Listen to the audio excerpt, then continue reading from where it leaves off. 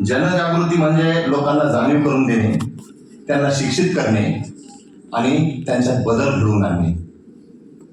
आरोग्य जनजागृती म्हणजे लोकांना आरोग्याच्या समस्या, प्रतिबंध आणि उपाययोजनाबद्दल जागरूक करणे, जेणेकरून ते निरोगी जीवन जगू शकतील.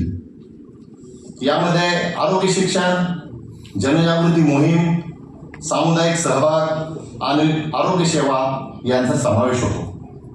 आणि आपल्याला याच उपक्रमाबरोबर विविध आरोग्य योजनांची सुद्धा जनसामान्यापर्यंत, वाडी वस्त्या तांडे, स्लम एरिया, आदिवासी एरिया यांच्यापर्यंत आरोग्य जनजागृती तथा CMRF सहित विविध योजनांची माहिती या मोहिमेद्वारे पोहोचवायची आहे.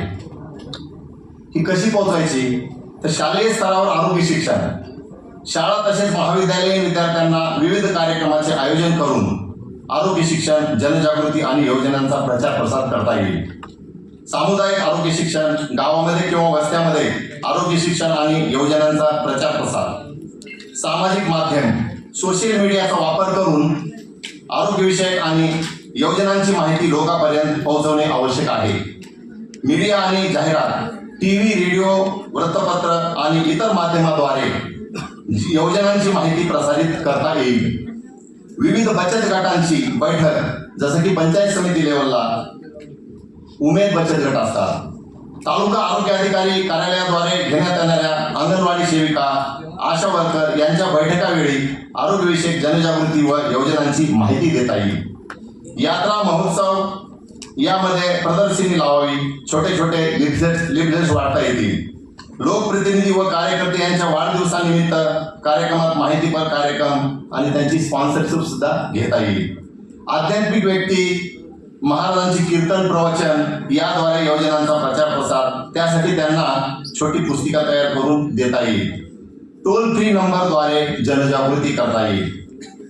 बॅनर, व्हिडिओ क्लिप्स तयार करून जनजागृती करता येईल. घंटागाडीप्रमाणे छोटे गाणे बनवून ती क्लिप दररोज लावून जनजागृती करता येईल.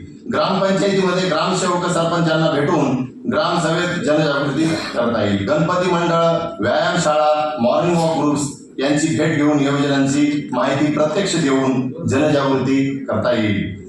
आणि हे करताना एकच काळजी घ्यावी लागेल की आपल्याकडून काही चुकीची माहिती जाणार नाही याची दक्षता आपल्याला घ्यावी लागेल. आणि याचबरोबर जनता दरबार जे असतात लोकप्रतिनिधीचे, त्या जनता दरबारामध्ये सुद्धा आपण CMRFचं बॅनर लावून आपल्या योजनांची माहिती आणि CMRF सोबतच धर्मादाय रुग्णालय असेल ही सगळी माहिती देणं गरजेचं आहे. आणि हे तर झालं, पण कालच्या प्रशिक्षणाबद्दल एक सारांश एक 2 मिनिटात सांगतो की कुठलंही काम, आपल्या कक्षाचं काम जर सक्षमपणे करायचं असलं तर असं म्हटलं जातं की आपली ABCD पक्की पाहिजे. तर आपल्याला लक्षात आहे असं ABCD वर मी तुम्हाला एक अल्फाबेटिकली सांगणार आहे. A म्हणजे आपली अवेलेबिलिटी, आपली टीम कशात अवेलेबल राहिली पाहिजे. B म्हणजे आपलं बिहेवियर, सकाळी नंतर सरांनी सांगितल्याप्रमाणे बिहेवियर चांगलं पाहिजे. C म्हणजे आपलं कम्युनिकेशन. D म्हणजे आपलं डिस्ट्रिक्ट डायरी, डिस्ट्रिक्ट इन्फॉर्मेशन पुरं पाहिजे आपल्याकडं. डिस्ट्रिक्ट मध्ये सगळ्या लोकांचे संबंध, कॉन्टॅक्ट नंबर्स, परत CSR वाले लोक, व्यापारी लोक, डिस्ट्रिक्ट डायरी आपल्याला. आणि D म्हणजे आपल्याला डिसीज पण माहिती पाहिजे. D फॉर डिसीज आणि डिस्ट्रिक्ट डायरी. आणि ह्या ABCDच्या सोबतच E म्हणजे इम्पॅथी. आपण इम्पॅथीनं काम करणं गरजेचं आहे. इम्पॅथीवर सगळ्या वाक्याकडून सांगून झालंय की आपलं जर कोणी इथं असतं तर तसं कन्सिडर करून आपण त्या योजनांची प्रचार आणि लोकांना मदत करून देणं गरजेचं आहे. एवढं बोलतो. धन्यवाद. जय हिंद, जय भारत.